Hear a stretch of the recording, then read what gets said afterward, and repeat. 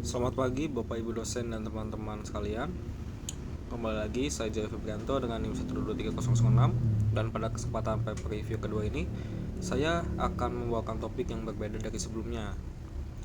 Kali ini masih seputar Big Data, tapi kali ini kita bergeser dari dunia kesehatan ke dunia otomotif.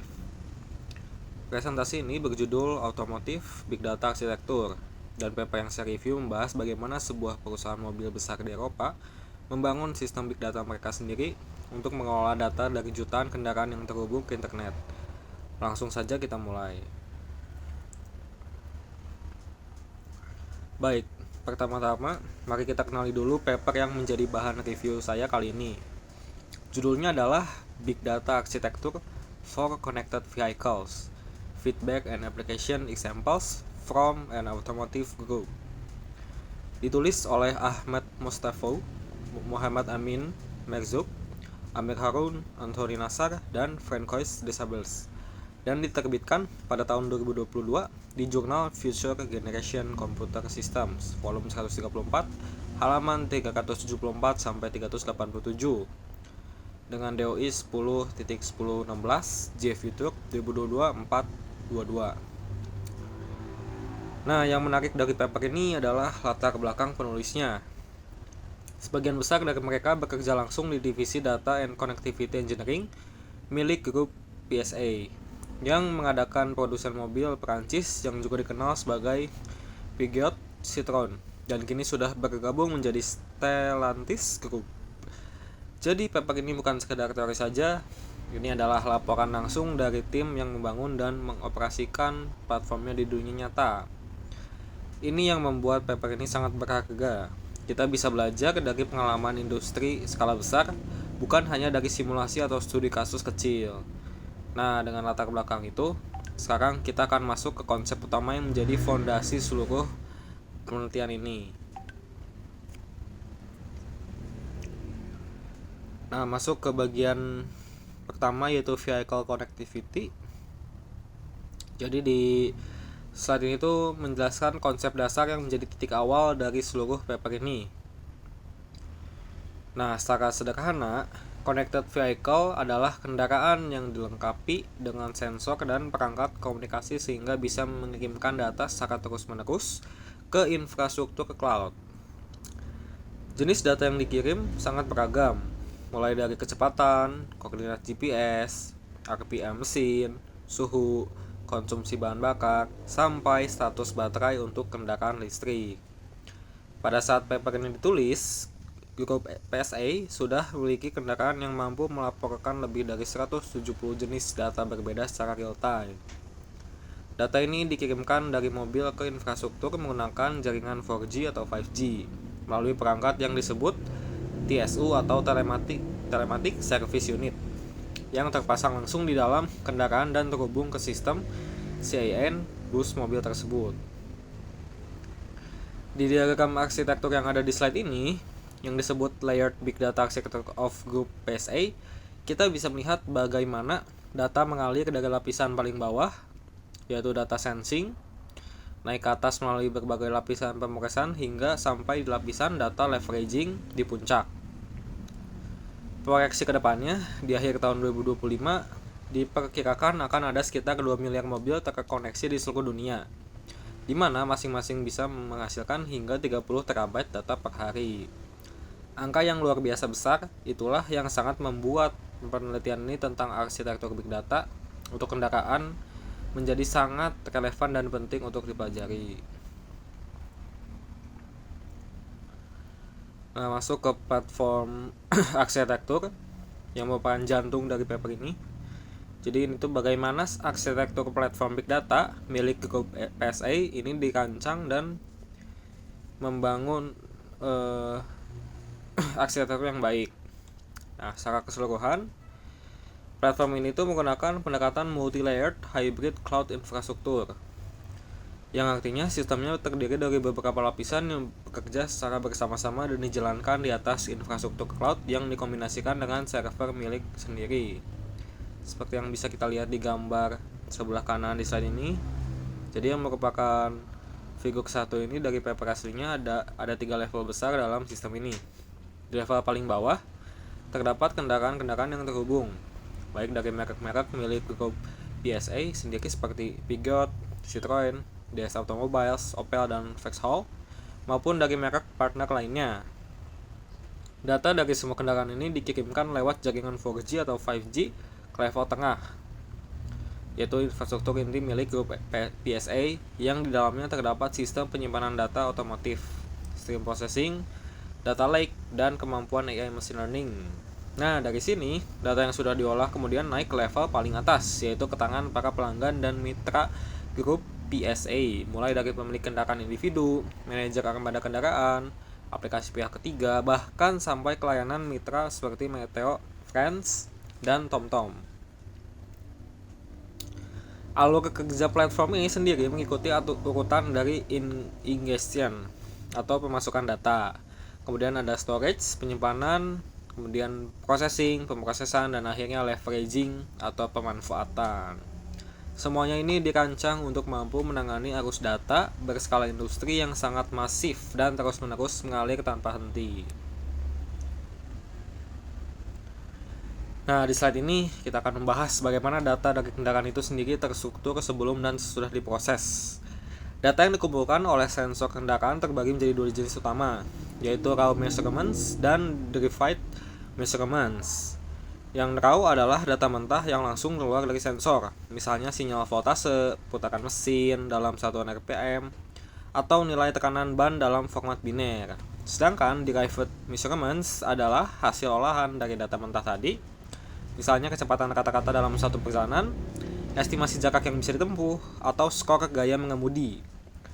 Variabel-variabel yang direkam antara lain mencakup kecepatan gaya mengemudi, kecepatan kendaraan, suhu mesin, level bahan bakar, koordinat GPS, dan banyak lagi hingga lebih dari 170 jenis variabel yang berbeda. Semua data ini awalnya dikirim dalam platform biner menggunakan protokol MQTT. Lalu setelah sampai di infrastruktur, data tersebut didekode dan dikonversi menjadi format yang bisa langsung digunakan untuk analisis. Disinilah peran data lake yang terlihat di diagram sebelah kanan slide ini menjadi sangat penting. Data lake milik grup PSA yang disebut PSA Data Lake terdiri dari 3 komponen utama. Hadoop Cluster untuk menyimpan dan memproses data historis dalam skala besar, Elasticsearch untuk pengindeksan dan pencarian data yang cepat, dan Object Storage sebagai solusi penyimpanan jangka panjang yang lebih hemat biaya dan mudah diskalakan. Nah, semua data yang masuk ke data lake ini juga terhubung dengan Enterprise Data Warehouse atau IDW yang digunakan untuk keperluan pelaporan dan analisis terstruktur. Jadi sistemnya bukan pilih salah satu saja, tapi keduanya berjalan secara berdampingan dan saling melengkapi. Nah, sekarang kita bicara soal senjata teknologinya. Tools dan teknologi apa aja sih yang digunakan untuk membangun platform ini? Jadi ada 3 fungsi utama yang perlu diisi: ingestion, processing, dan storage. Nah, untuk ingestion sendiri atau pemasukan data, grup PSA menggunakan Apache Kafka sebagai platform streaming terdistribusi yang bertugas menerima dan mengantrikan jutaan pesan dari kendaraan setiap harinya. Kafka dipilih karena kemampuannya menangani throughput yang sangat tinggi. Dalam kondisi puncak, platform ini bisa menerima lebih dari 950.000 pesan dalam interval 5 menit, dan Kafka bisa menampungnya semua tanpa kehilangan satupun pesan. Kemudian untuk processing atau pemrosesan data secara real time, digunakan Apache Spark dan IBM Streams serta Apache Flink yang semuanya bekerja di lapisan speed processing. Sedangkan untuk data historis dalam skala besar, pemrosesan dilakukan secara batch menggunakan Apache Spark juga, karena Spark bisa dipakai untuk keduanya. Dan untuk storage, digunakan sistem terdistribusi berbasis HDFS atau Hadoop Distributed File System yang kemudian dilengkapi dengan Object Storage sebagai alternatif yang lebih scalable. Di tabel yang terlihat di bagian bawah slide ini, kita bisa melihat spesifikasi infrastruktur fisiknya. Platform ini didukung oleh 2 data center, DCA dan DCB, yang tersebar sejauh sekitar 700 km satu sama lain. DCA memiliki 6 manajemen nodes dan 74 data nodes, sementara DCB memiliki 6 manajemen nodes dan 44 data nodes. Masing-masing node memiliki spesifikasi 32 core, 256 GB RAM, dan kapasitas penyimpanan hingga 10 kali 6 TB per data node. sebuah infrastruktur yang sangat serius untuk skala industri otomotif. Sekarang kita lihat bagaimana semua komponen itu bekerja bersama dalam sebuah alur pemrosesan yang terintegrasi. Di diagram sebelah kanan ini yang bisa kita lihat, jadi di sini tuh merupakan gambaran lengkap dari detailed big data managing arsitektur milik grup PSA dari bawah ke atas. Perjalanan data dimulai dari lapisan data sensing, di mana sensor-sensor di dalam kendaraan itu merekam data dan mengirimkannya lewat jaringan 4G atau 5G. Data ini kemudian masuk ke lapisan data ingestion, di mana MQTT brokers menerima, mendecode, dan memformat data sebelum diteruskan ke atas. Setelah itu, data masuk ke lapisan data queuing, yang diimplementasikan menggunakan Apache Kafka. Fungsinya itu seperti ruang tunggu, yang memastikan tidak ada data yang hilang meskipun terjadi lonjakan beban atau gangguan teknisi di sisi penerima. Kemudian di sisi kiri diagramnya ada lapisan Device and Referential Data Management yang berdiri sendiri.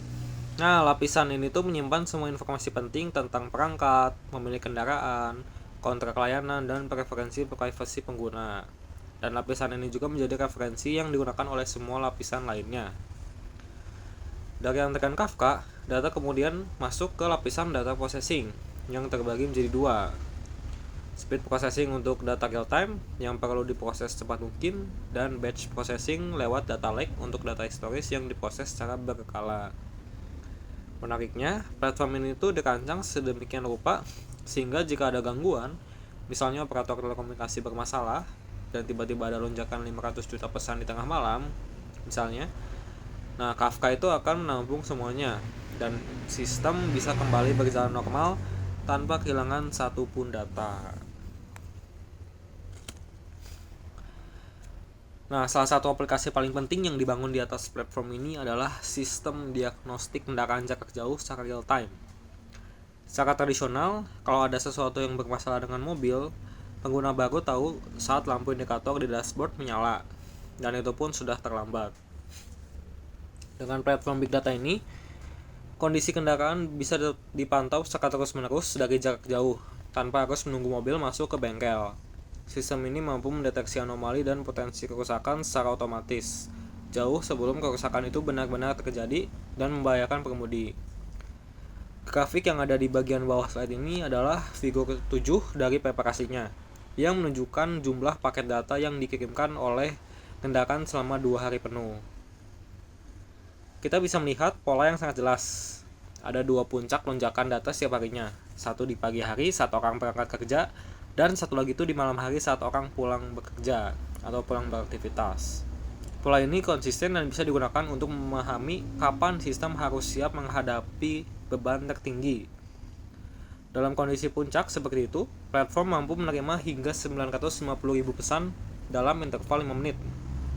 Dan setelah dilakukan stress testing, ditemukan bahwa sistem bisa menangani hingga 7 kali lipat dari beban puncak tersebut tanpa mengalami downtime. Kemampuan deteksi dini inilah yang merupakan nilai tambah yang sangat besar bagi produsen mobil. Karena selain meningkatkan keselamatan pengemudi, ini juga memungkinkan layanan perawatan proaktif yang jauh lebih efisien dan hemat biaya dibandingkan perbaikan mendadak saja. Nah, di saat ini kita akan melihat salah satu aplikasi nyata yang sudah berjalan di atas platform ini, yaitu layanan eco-driving atau mengemudi ramah lingkungan. Ide dasarnya itu sederhana, yaitu bagaimana cara membantu pengemudi mengubah kebiasaan mengemudinya supaya lebih hemat bahan bakar dan lebih ramah lingkungan, tanpa harus mengganti mobilnya. Nah, caranya ini adalah dengan menganalisis data mengemudi secara real time, seperti kecepatan, akselerasi, pengereman, irama mesin, konsumsi bahan bakar, bahkan kemiringan jalan yang dilalui. Semuanya dikumpulkan dan dianalisis bersama-sama untuk menghasilkan skor mengemudi bagi setiap pengguna. Skor ini dibagi menjadi 2, yaitu yang pertama skor driving style yang menilai perilaku pengemudi, dan yang kedua adalah skor road profile yang mempertimbangkan rute yang dipilih. Nah, layanan ini diimplementasikan sebagai stream processing job di dalam sistem IBM Streams. Artinya, semua analisis ini terjadi secara real time, bukan setelah perjalanan selesai ataupun di tengah-tengah perjalanan. Nah, di bagian kiri slide ini, dua grafik yang terlihat adalah figur 9 dan 10. Ini tuh dari paper aslinya. Nah, kedua figur ini tuh menunjukkan perbandingan throughput dan latensi dari Apache Kafka di dua data center yang berbeda. Dari data DCA yang lokasinya berdekatan dengan Kafka Brothers. Nah, itu menunjukkan throughput lebih tinggi dan latensi lebih rendah dibanding DCB. Hal ini mengajarkan kita satu prinsip penting dalam desain sistem big data, yaitu co-locality atau penempatan aplikasi yang berdekatan dengan tempat data disimpan, dan itu adalah faktor kunci untuk performa yang optimal. Untuk pengelolaan armada kendaraan atau fleet management, analisis data konsumsi bahan bakar versus gaya mengemudi seperti ini bisa menghasilkan penghematan yang sangat signifikan dalam skala operasional yang besar. Masuk ke performa analisis, jadi slide ini tuh membahas hasil uji performa dari platform yang sudah dibangun. Ini adalah bukti nyata bahwa arsitektur yang dirancang itu tidak hanya bagus di atas kertas, tapi juga tangguh di dunia nyata. Nah, ada 3 dimensi yang diuji, yaitu efisiensi, volume, dan skalabilitas. Dari sisi efisiensi, platform ini tuh mampu mempertahankan latensi yang sangat rendah, bahkan saat terjadi lonjakan data yang sangat besar. Dari stress testing yang dilakukan, sistem mampu menangani hingga 19.511 pesan per detik, 7 kali lipat dari beban puncak yang pernah terjadi sebelumnya, tanpa downtime sama sekali. Dari sisi kualitas data, hasilnya juga sangat impresif. Tingkat error hanya sekitar 0,2% dari 65 juta paket yang diterima setiap harinya. Akurasi data mencapai 99,9%, dan completeness atau kelengkapan data itu mencapai 100%, jadi full complete. Tidak ada satupun data yang hilang. Dari sisi timeliness atau ketepatan waktu, setiap data dari kendaraan bisa diproses dalam waktu 2-20 detik, jauh lebih cepat dari interval pengiriman 1 menit yang menjadi standar operasional. Nah, grafik yang ada di slide ini adalah figur 11 dari paper aslinya yang membandingkan performa throughput dengan berbagai algoritma kompresi data yang berbeda. Hasil menunjukkan bahwa algoritma Snappy memberikan performa terbaik di antara semua algoritma yang diuji, termasuk GZIP, LZ4, dan Jet Standard, terutama di data center A yang lebih berdekatan dengan Kafka Brothers. Semua hasil pengujian ini membuktikan bahwa arsitektur yang dibangun oleh grup PSA tidak hanya berfungsi dengan baik, tapi juga siap untuk terus berkembang seiring bertambahnya jumlah kendaraan yang terhubung ke sistem mereka. Nah, masuk ke kesimpulannya, jadi ada 3 poin utama yang ingin disampaikan paper ini. Pertama, dari sisi arsitektur, platform hybrid cloud berlapis yang dibangun grup PSA terbukti berhasil mengolah big data otomotif dari hulu ke hilir, dari sensing, ingestion, storage, processing, sampai ke leveraging secara efisien dan andal. Yang kedua, dari sisi industrinya, ini adalah contoh nyata bahwa feedback dari dunia industri, dalam hal ini Stellantis Group alias PSA, itu sangat berharga untuk membuktikan bahwa arsitektur yang dirancang bukan sekedar teori akademis, tapi benar-benar berjalan di lingkungan produksi skala besar. Dan yang ketiga adalah dari sisi masa depannya, platform ini tuh dirancang sebagai fondasi yang siap mendukung perkembangan berikutnya di dunia otomotif, termasuk kendaraan otonom dan ekosistem connected mobility yang semakin kompleks. Kalau kita tarik benang merahnya dengan paper review pertama saya tentang healthcare big data, keduanya itu sama-sama menunjukkan hal yang sama, yaitu big data bukan sekedar alat teknologi, tapi sudah menjadi tulang punggung dari sistem pengambilan keputusan dan pelayanan di berbagai industri yang besar. Demikian presentasi paper review saya yang kedua. Terima kasih atas perhatiannya. Selamat siang.